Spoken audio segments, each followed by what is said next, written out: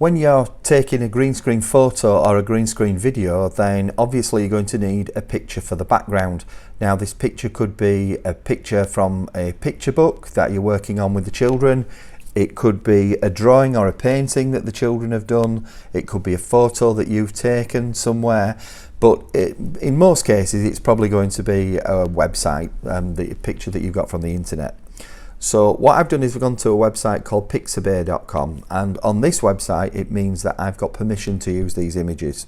So I've searched for it, the image that I wanted, which is an exploding volcano, and I just put my finger on the image and click add to photos, tap add to photos. Now if you are using something like Google Images or Bing Images, then you should really be looking for permission to use the picture. So in Google Images, I've got a picture of the Titanic in port that I want, and I'm going to tap on Tools and then Usage Rights and Creative Commons License. And so now I'm going to tap on the picture that I want, and then the same thing, I'm just going to long press with my finger and then choose add to photos, and those photos are now ready for me to use. So there are a number of different green screen apps that you can use.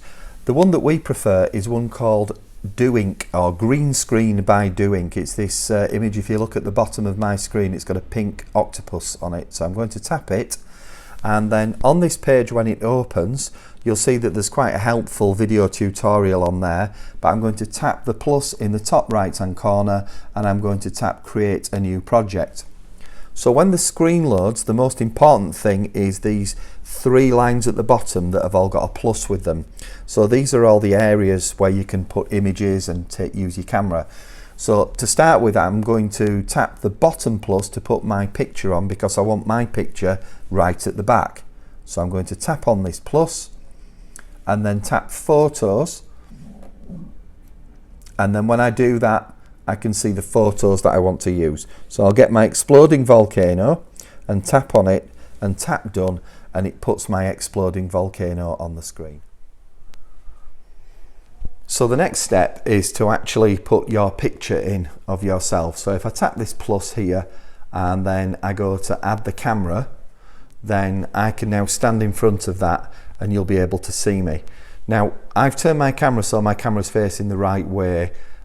If it's not, then there is a little symbol on the top where you can actually turn the camera around. If you look just to the left of the cog, there's a little symbol. So if I just stand in front of the camera now, then you should be able to see me on a green screen background there. And so what we can do on there now is we can either take a video, or we can change that to image so that we could just take a photo. And in order to do that, you can see you've got the red button for recording the video, or the green button just for capturing the image at the top of the screen. Now if the person or the people that you're recording is taking up quite a lot of room in the screen, one thing that the camera operator can do is they can pinch the image with two fingers and make it smaller. So they need to make sure that they've clicked on the middle plus where the camera is, and they can make that much smaller, and they can move you around the screen to wherever you need to go. Now one thing that you will notice in this video when I record it is that my background disappears.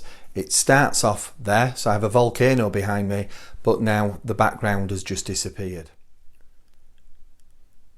If you look at the bottom of the screen, you'll see that where the bottom plus is, the background actually doesn't last as long as the video. So the middle plus is my recording of myself, and that goes on much longer where the screen goes black. So what I need to do is just get hold of this little red symbol at the bottom and just drag it along so that it goes to the end of the video when I was speaking, and then you'll have the background on there as well. So when you finish recording a video, you'll see this on your screen, and you can play it back, and then when you've done, you just tap save, and then you can decide where to send it to. So the most sensible place is save video, and that saves to your camera roll.